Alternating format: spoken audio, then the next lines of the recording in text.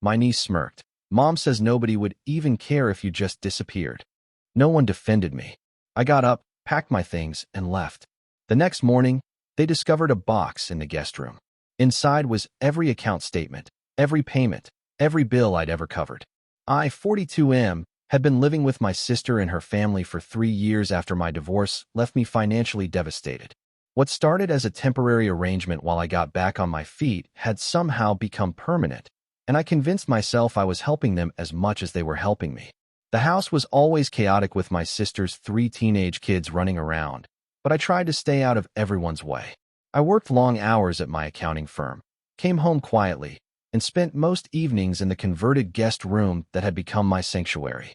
Every month, I quietly transferred money to my sister for utilities, groceries, and household expenses. I never made a big deal about it because I was grateful to have a roof over my head. My sister had always been the golden child growing up, effortlessly charming and socially graceful in ways I never managed to be. Even as adults, family gatherings revolved around her stories and achievements while I faded into the background. I told myself it didn't matter anymore, that we were both grown adults helping each other through tough times. The breaking point came on a Thursday evening in late October. I had just gotten home from a particularly brutal day at work, having spent 14 hours trying to save a client from an IRS audit. My sister was hosting her book club in the living room, and I could hear the familiar sounds of wine glasses clinking and animated conversation as I headed toward my room. My youngest niece caught me in the hallway. She was 16, with the same sharp tongue my sister had possessed at that age, but without any of the underlying warmth. She blocked my path with a smirk that made my stomach turn.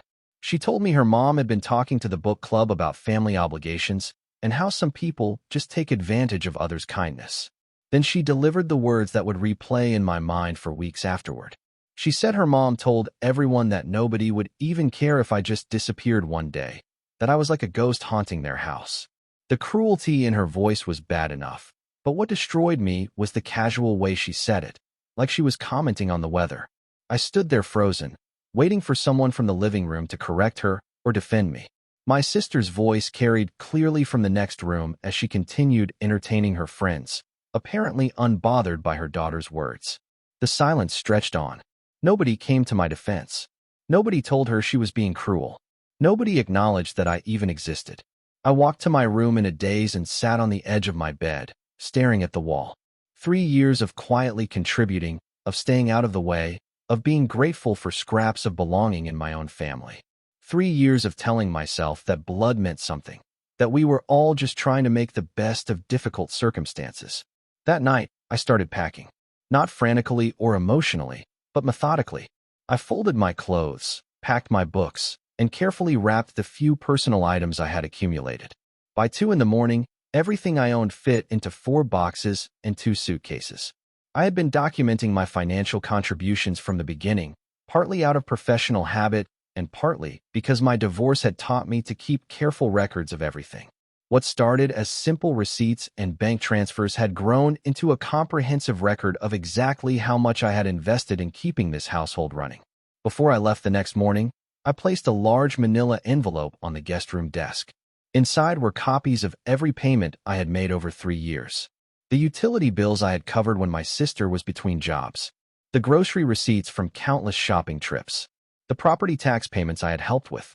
The car repairs, the school fees, the family vacation deposits. Every single transaction, carefully categorized and totaled. I included a brief note explaining that I was moving out and wanted to make sure there was no confusion about our financial arrangements. I thanked them for letting me stay and wished them well. I kept it polite and businesslike, the way I handled everything else in my life. My brother-in-law found the envelope when he went to check if I had left anything behind. My sister called me within an hour, her voice shrill with panic. She wanted to know where I was, why I had left without saying anything, and what I meant by the papers I had left behind. I explained calmly that I had heard her daughter's comments and realized it was time for me to find my own place.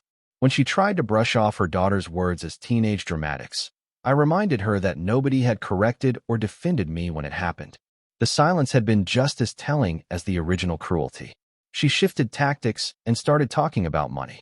She wanted to know if I expected them to pay me back for everything I had contributed over the years. I told her I didn't expect anything, that the documentation was simply for clarity and closure. But word spread quickly through our extended family. My mother called that afternoon, confused about why my sister was suddenly worried about money and asking if I had been keeping track of every penny like some kind of loan shark. When I calmly explained the situation, including the exact amounts I had contributed, the silence on the other end of the line stretched uncomfortably long. My sister had apparently been telling everyone that I was staying with them rent-free, that they were supporting me through my difficult time. The reality painted in those account statements told a very different story. I had been contributing almost 60% of their monthly household expenses for 3 years. The ripple effects began immediately. My brother-in-law, who I had always gotten along with reasonably well, started asking questions about where their money had actually been going if I had been covering so much.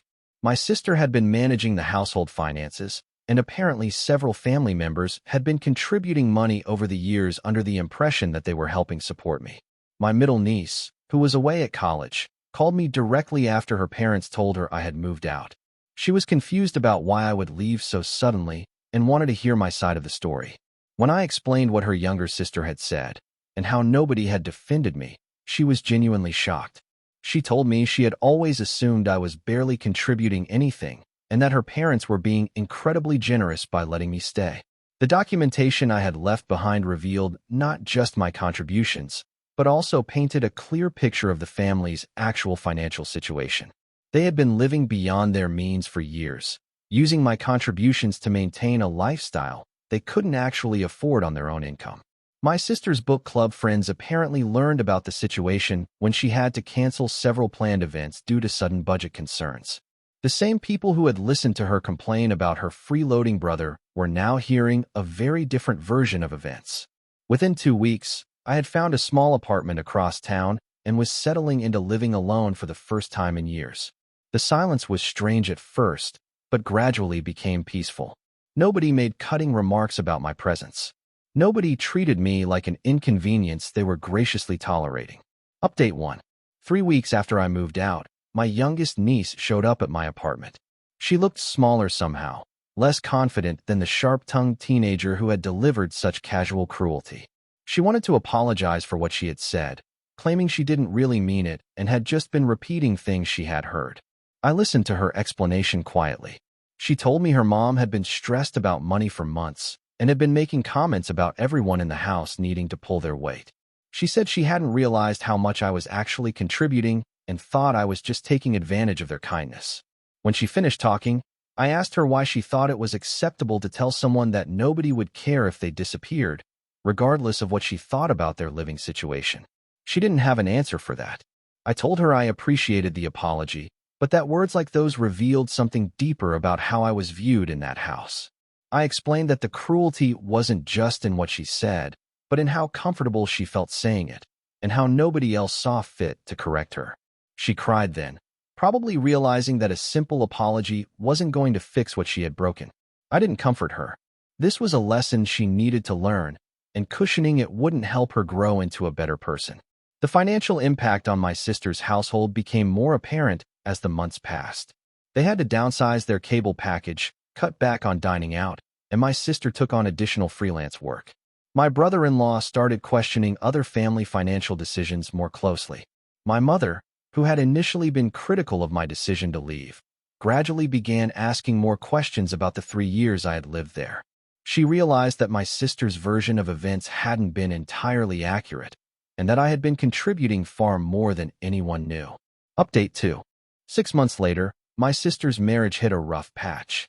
The financial stress of losing my contributions, combined with the trust issues that arose from the revelation about their actual financial situation, created problems that extended far beyond money. My brother-in-law felt deceived about their household finances. He had been working extra hours and turning down social activities under the impression that they needed to tighten their budget to support me. Learning that I had actually been subsidizing their lifestyle while being treated like a burden created resentment that went deeper than dollars and cents. My sister tried to contact me several times during this period. She wanted to talk about family reconciliation and moving forward. But every conversation eventually circled back to whether I would consider moving back in or at least resuming some financial support for old times' sake. I realized that she still didn't understand what had actually happened. She saw the problem as a misunderstanding about money rather than a fundamental issue about respect and belonging. She was willing to acknowledge that I had contributed more than she had given me credit for, but she couldn't grasp that the money had never been the real issue. The real issue was that I had spent 3 years being treated like an inconvenience by people who were financially dependent on my contributions. I had been made to feel grateful for tolerating cruelty while subsidizing the very household that viewed me as disposable. My middle niece visited me regularly during her college breaks. She had always been the thoughtful one in the family, and she seemed to understand the deeper implications of what had happened. She told me that the family dynamics had shifted significantly since I left, and not in ways that could be easily repaired. She said her younger sister had become more withdrawn and seemed to carry guilt about her role in my departure. Her parents were arguing more frequently about money and honesty. The extended family gatherings had become awkward because everyone now knew about the financial arrangements that had been kept secret for years. Update 3. A year after I moved out, I received an invitation to my oldest niece's wedding. She was my sister's daughter from her first marriage, and we had always had a good relationship despite the family tensions. I was genuinely surprised to be included, given the ongoing estrangement from her mother. I decided to attend, partly because I cared about my niece and partly because I was curious about how the family dynamics had evolved. The wedding was beautiful, but the undercurrents of tension were unmistakable. My sister approached me during the reception. She looked tired and older than her years. She told me she missed having me around and that the house felt empty without me. She said she had learned a lot over the past year about family and finances and respect. When I asked what specifically she had learned, she struggled to articulate it. She talked about budgets and household contributions, but she still seemed to miss the fundamental point about dignity and belonging. I told her that I was glad she was learning to manage their finances more transparently, but that my decision to leave hadn't been about money. It had been about being treated like family rather than like an unwelcome charity case who should be grateful for scraps of tolerance. She started to argue that they had never treated me badly, but I stopped her. I reminded her about her daughter's words, about the silence that followed, about the years of being made to feel like an imposition while contributing more to their household than anyone realized. For the first time, I saw a real understanding cross her face. She realized that all the financial transparency in the world couldn't undo the fundamental disrespect that had characterized our living arrangement. My youngest niece, now 17 and seemingly more mature, approached me as the evening was ending. She told me she had spent a lot of time thinking about what she had said and why she had felt entitled to say it. She said she understood now that the problem wasn't just her words, but the attitude that made those words feel acceptable. She asked if there was any way to repair what she had broken. I told her that some lessons are expensive and that sometimes the cost of cruelty is losing relationships that could have been meaningful. I wished her well and left the wedding feeling closure I hadn't expected. I had spent a year building a life that didn't require me to be grateful for basic human decency. I had learned the difference between being welcomed and being tolerated, between family and people who share your DNA. My apartment was quiet when I got home, but it was a peaceful quiet. Nobody would suggest that the world would be better without me. Nobody would treat my presence like a burden they were graciously bearing. I had discovered something valuable in that solitude. Self-respect doesn't require anyone else's permission. The financial documentation I had left behind had served its purpose, but not in the way anyone expected. It hadn't been about proving what I was owed or demanding repayment.